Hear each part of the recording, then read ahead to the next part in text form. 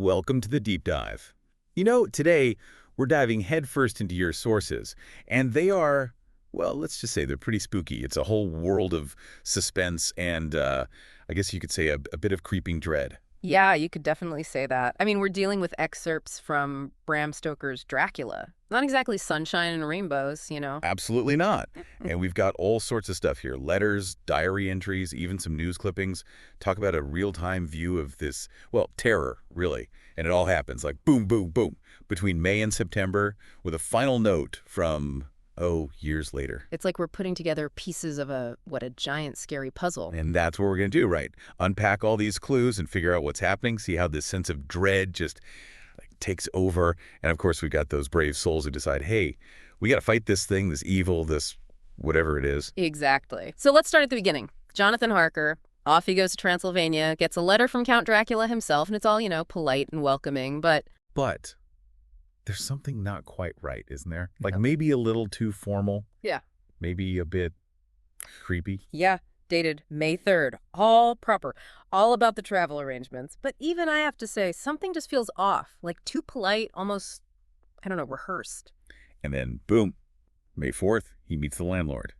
And the landlord, well, he just freaks out. Oh, totally. It's wild. I mean, first he's talking to Jonathan, German, no problem. Then suddenly, nope, don't understand you. Yeah. And the way they react to Dracula's name, the castle, like it's the plague, and then they do that whole crossing themselves thing. Yikes. Like they're warding off evil spirits, right? Right. It speaks volumes about, well, what people think of this Dracula guy. And the journey itself, talk about spooky. To get to the Borgo Pass, he's riding in this, ancient-looking car. It's all very old world. Yeah, different. It really sets the scene. You have the Czechs and Slovaks, their clothes, so traditional, and goiters everywhere. That swelling in the neck makes you think, and this place is remote, isolated. Then the crosses on the road, people kneeling, super religious, maybe even superstitious. Even the hayrick stacked in the trees, the weeping birch. It's like the landscape itself is full of secrets. Yeah, creepy for sure. And as they get closer to this Borgo Pass, the temperature drops, gets dark, the driver's pushing the horses, and he's like, no walking, man, there are fierce dogs out there. Then he gives this warning, but doesn't really explain it. I know, right? It's like he knows something bad is coming, and the other passengers, they're not scared. They're actually getting excited. Like, we're almost there. It's like they know something Jonathan doesn't. And those gifts people give Jonathan, not just souvenirs, more like, here, take this to protect yourself. Like, they know something he doesn't. Yeah. Totally. They are warding off evil, for sure. These are serious talismans, not just trinkets. And then, bam, they get to the Borgo Pass. This carriage appears out of nowhere, driven by a dude who doesn't say a word. And then this other guy steps out, lips red as blood, teeth sharp as knives, and he says, "For the dead, travel fast." I'm getting chills just thinking about it. Foreshadowing much. Oh, yeah. Big time. And then the wolves attack. The horse is freaking out. The stranger just stands there, and the wolves back down like he's got some crazy power over them. Like he's not human, right? All right. Which leads us to Dracula himself. Jonathan gives us this super detailed description, and it's not pretty. Strong face, like an eagle, piercing eyes, and those lips so red against his pale skin and those teeth. Yeah, it's a look that just screams danger, like he's a predator, and those pointed ears. Come on, that's not normal. It's like something out of a nightmare. Totally. And as Jonathan's stuck in the castle, he gets more and more scared. He can't even write down what he's thinking in his diary. It's too much. The castle itself is creepy enough, but Dracula's just unsettling. The way he moves like a lizard, like he's defying gravity, it's not right. Jonathan even tries to explore the castle. Doors are locked. He finds this older part that's super comfy, very different from the rest of the place. Like stepping back in time. Yeah. Right. He even starts thinking, man, our modern world is nothing compared to the power these old centuries hold. And then he finds a room locked from the inside. Super creepy. I know. Like, who's locking it? And then Dracula tells him to write those letters, making it seem like he's leaving the castle all happy and safe. Poor Jonathan. He knows it's a lie, but he goes along with it, hoping to survive. Anything to get out of there. And Dracula's all, oh, you'll be leaving soon, but I hope you'll come back and visit, like it's some kind of vacation spot. Chilling, right? Yeah. Okay, let's switch gears for a sec. Over in England, we have Lucy Weston Rye, and she's got problems, but they're not exactly vampire problems. Yeah, she's got guys lining up to marry her. May 24th, she writes to Mina, all excited. 3 proposals in one day. What do I do? Good problems to have, right?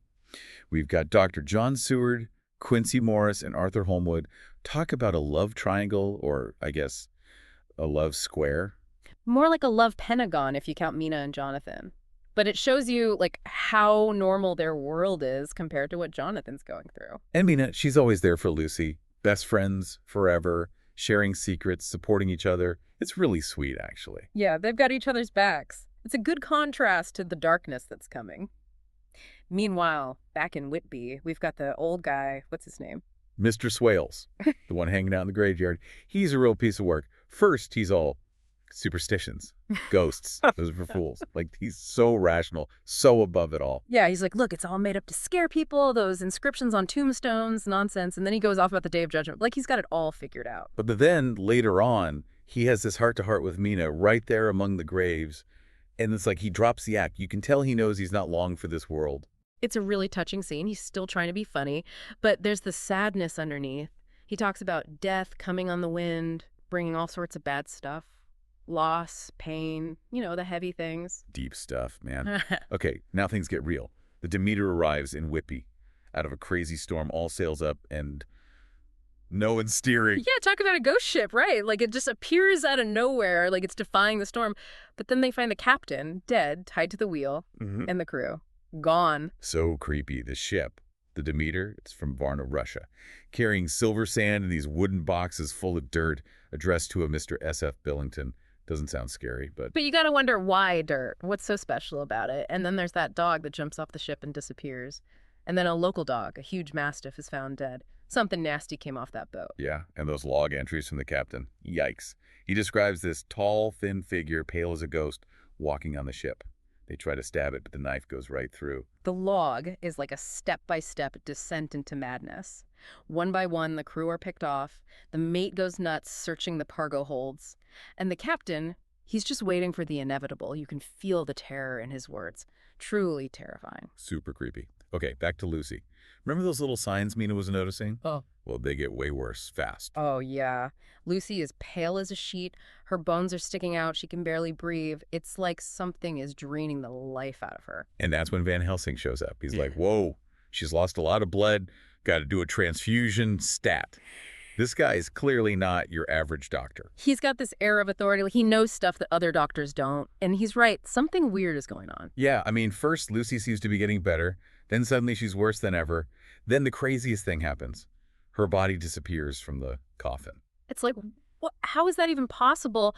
But then it gets even weirder. Her body comes back, and it's more beautiful than before. Van Helsing finds this piece of paper that fell out of her dress, and he's like, aha, we've got a clue. And then, at Lucy's funeral, Van Helsing just loses it. Starts crying, almost hysterical. It's clear this guy has seen some stuff, and whatever he's dealing with now, it's bad. It's like he knows more than he's letting on. Like he's fought this kind of evil before, and it's shaken him to the core. Right. And then we get those news reports about the Bloofer lady, kids getting hurt in Hampstead Heath, little puncture wounds on their necks, all talking about this beautiful lady who lured them away. Super creepy. You know what they're implying, right? Lucy's not resting peacefully. Yeah, it's like she's become this predator. Okay, meanwhile, Mina, she's being super smart. Starts writing down everything that's happening, all the details. Good idea. You got to keep track of things when you're dealing with vampires. And then Van Helsing shows up. He's all, Mina, you were close to Lucy. I need your help. I deal with the dead, you see. Very polite, but also very serious. Yeah, he's not being around the bush. Amina, she's totally on board. Even helps him with the train schedules. She's a quick study, that one. Totally. And then Van Helsing starts talking about bats. And not just any bats. He's talking about ancient beliefs, you know, beings that live for centuries. He even mentions Indian fakirs, those guys who can, like, stop their hearts, and toads trapped in rocks for years, then come back to life. He's trying to explain the unexplainable, using examples people might understand, and his point. Sometimes you gotta face the horrible truth, no matter how scary it is. Yeah, heavy stuff. And then they go back to Lucy's grave, open the coffin, and guess what? She's gone again. But then, just like before, she comes back. No signs of decay, just peaceful. It confirms everything Van Helsing was saying. Lucy's one of the undead, and that means... drastic measures. Van Helsing has to explain everything to Arthur. Look, buddy, I know this is tough, but we have to stake Lucy. It's the only way to give her peace. Heartbreaking, right. And Arthur, he's devastated, obviously. But Van Helsing's like, you need to see this, Arthur. You need to understand. And so they do it. They drive a stake through her heart. It's awful, but she does look peaceful afterward, like the fight has gone out of her. The necessary evil. Right, but it's not over. Van Helsing says, we gotta find the source of this evil. We gotta destroy it. And they make a pact right there in the graveyard. They're going to hunt down Dracula no matter what. These guys are serious. They've lost their friend, and they're not letting it happen to anyone else. And Mina, she's still strong. She even transcribes Jonathan's diary entries, those recordings he made on that crazy phonograph. She's reliving the nightmare, but she's determined to understand. She's a rock star. And she offers up her own journals, too. Says, hey, use my notes. They might help. Yeah, she's all in. They decide to start looking for Dracula's hideouts in London. First stop, Carfax. Then that other house the Carter talked about. Time to go on the offensive. Good plan. And at Carfax, they find those earth boxes, plus this nasty smell like something's been rotting there. Yeah, confirms he was there. And then they find the other house, high stone front, bow window, lots of steps, just like the Carter described. Jonathan tries to find out who owns it, but the solicitor's like, nope, can't tell you. Client confidentiality.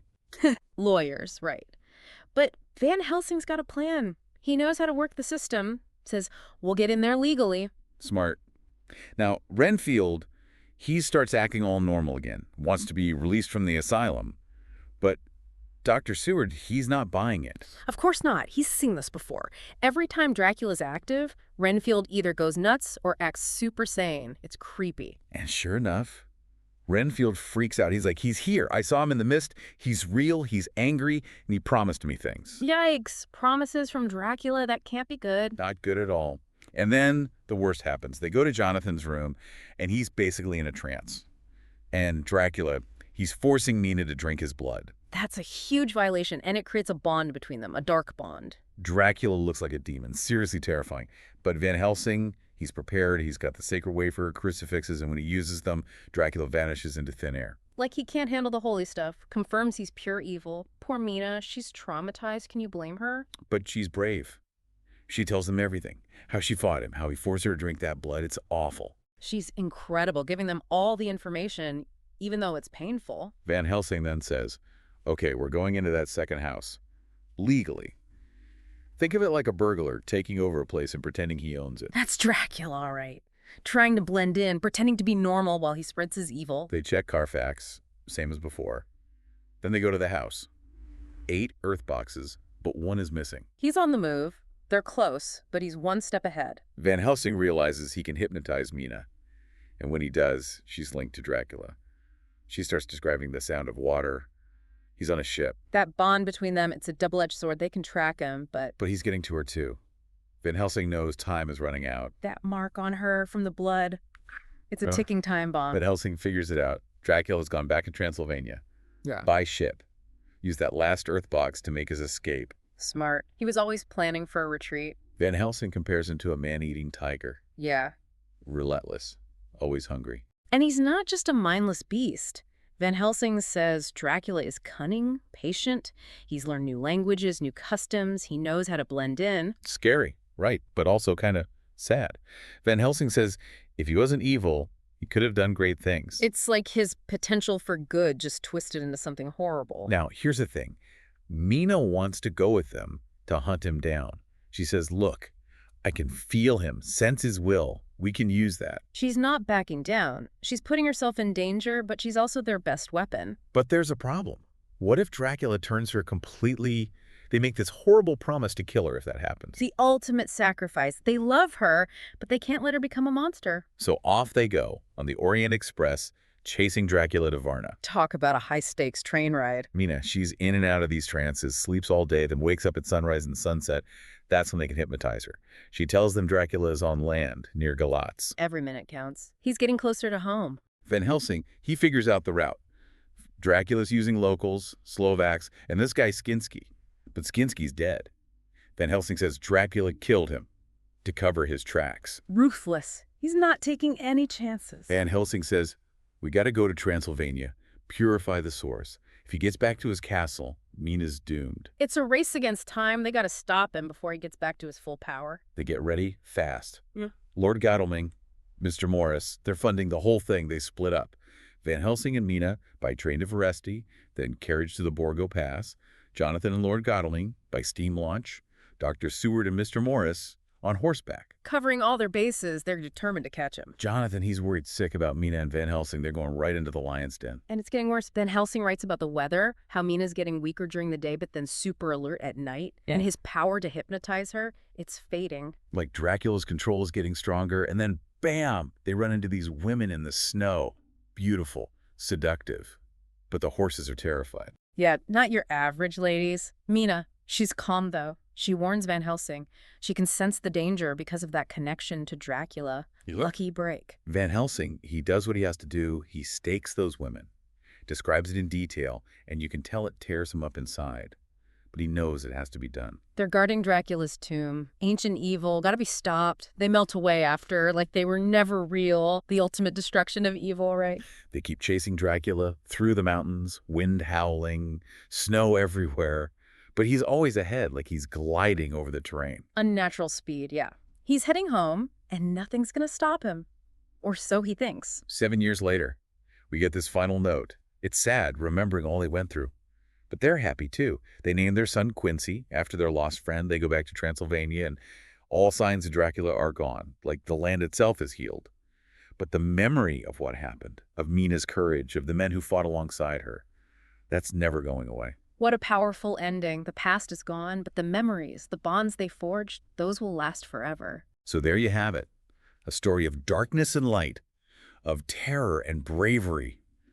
Bram Stoker, he really knew how to create a world that chills you to the bone. It's more than just vampires, though. It's about the clash between the modern world and ancient beliefs, between reason and, I don't know, something primal. Absolutely. And it leaves you with questions. What about that missing Earth box? Yeah. What was Dracula really planning in London? And what about Mina? Did that connection to Dracula ever truly go away? Yeah, what happened after the story ended, we can only imagine. That's what makes Dracula so fascinating. It's a story that stays with you long after you've finished reading it. For sure. Go read the whole book. Yeah. And check out all the analysis and different interpretations out there. It's a deep rabbit hole, this story. You'll learn a lot and maybe have a few nightmares along the way. And think about this. What are we afraid of today? What are the monsters lurking in our own world? Excellent question. We'll have to dive into that another time. Thanks for joining us on this deep dive. Keep those brain gears turning, and we'll catch you on the next one.